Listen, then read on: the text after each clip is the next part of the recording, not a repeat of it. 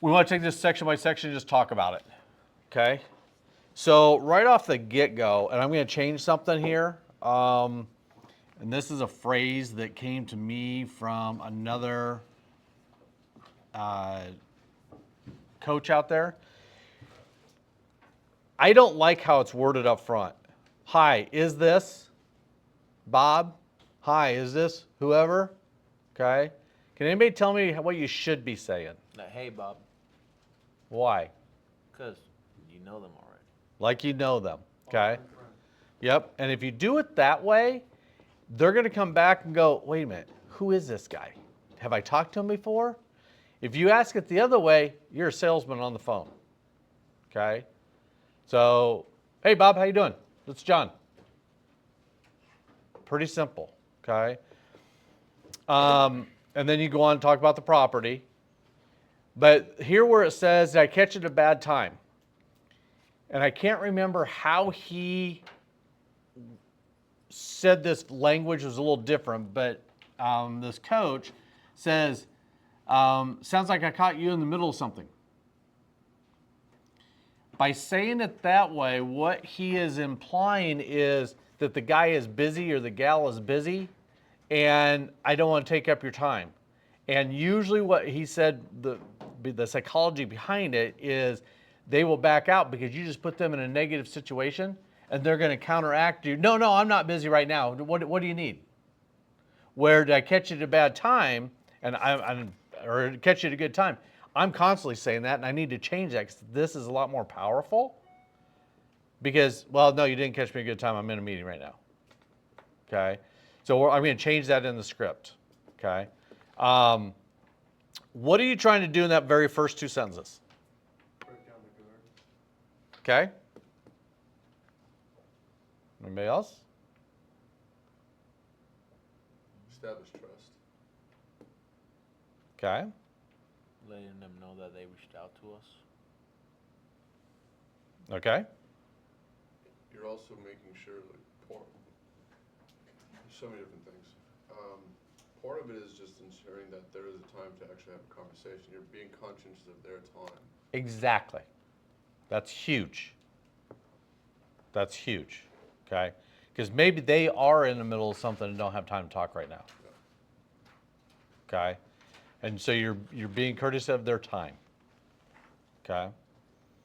All right. Somebody take the next phrase for me. Read it out loud. I was calling since you reached out to us about your property that you need to sell. I'm sorry. You want me to go to awesome? Yeah. Awesome. So I'll start out by asking if you're the only one on deed or if there's someone else on there with you. Can we stop there? Nope, keep going. Okay. No, wait, stop. Okay, go ahead. This is where, do we understand why we're asking this question? Why? To get the decision makers on the phone. Great. And is there anyone else that will be helping you make a decision about selling? Yes, I have a husband. Oh, okay. Is he available? Thank you. I am listening to some calls and that piece has gone to the wayside sometimes. And it's just like, oh, okay, and then we keep going. Why are you asking that question? To get the decision makers. Okay. So if there's multiple decision makers, shouldn't they be on the phone with you? Okay. This is a house. This isn't not buying a pair of shoes. Okay. And I agree. And some of the calls I've listened to, that is going by the wayside. Now, what happens if that decision maker is not available? I don't give the proposal till both of them are available. Okay. Do you go through your sales presentation? Yes. You do. Yes, because if the other person is at work, the other spouse, then they don't want to wait till like 5, 6 in the evening to hop on a call. Okay. So you're going through the presentation, you're doing all the due diligence, you're getting all your pricing, you're getting all that ready. Then do you present it, or do you say, hey, I've got all the information I need, and when's your spouse going to be around, or your significant other? Let's make an appointment, and I'll be able to lay it all out for you. Or what do you do? I started doing it like that. It's like, hey, so after I get everything, it's like, hey, so I'm gonna take this back to the team. what time will your spouse be available for all three of us to hop on a call so we can all be on the same page? Okay? All right? Yeah. I mean, I think that's a great option. The other option is there a time that we can schedule to sit down with both you and your spouse, whoever it is that answers, to have this conversation? You could ask that. Great. Before we give you any offers today, I want to make sure we have your other person with you so that we can do this together. Mm-hmm. All right. Now, I don't see anything wrong with going through and doing all the preliminary work, getting the pricing, that kind of stuff, but don't present it without both of them. Okay? Because that way you're on the same page all the way through. Now, what happens if that's not feasible? He's a truck driver and he's on the road all the time. We do a three-way call? Okay? And you can set that up from this end. One thing, and we're getting ahead of ourselves here, but let's just talk about it because we're talking about presenting an offer, okay?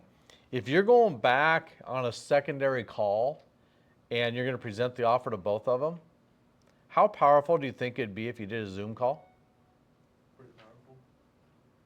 Extremely. Because now you're a real person, Yeah. okay? 99.9% of the people can do Zoom calls right off their phone because they have smartphones anymore. Some people still carry flip phones, okay? But most of the time you can do a Zoom call. So why not schedule it? I did FaceTime a guy one time. There you go. I've done that one time too. Yeah. This is just, these are ninja tricks that isn't being done that I think we should. If you're on a phone call with them and you hang up for whatever reason, just schedule a Zoom call. Schedule a FaceTime with them. If they've got Apple, okay, do a FaceTime. Doesn't matter. It doesn't have to be Zoom, okay? But put a face to it, okay? Because now you're real. So start thinking about that. And, you know, especially if you have somebody that's kind of on the limb and stuff, if you get in front of them, that's going to be a huge. Okay, before we get started, is this a cell phone or a landline? Who has a landline anymore? Okay.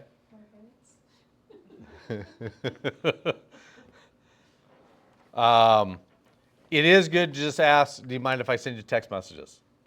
Okay, or something like that. That's what you're getting to anyway, is can we send text if we need to? You know, you're trying to find out how they like to communicate.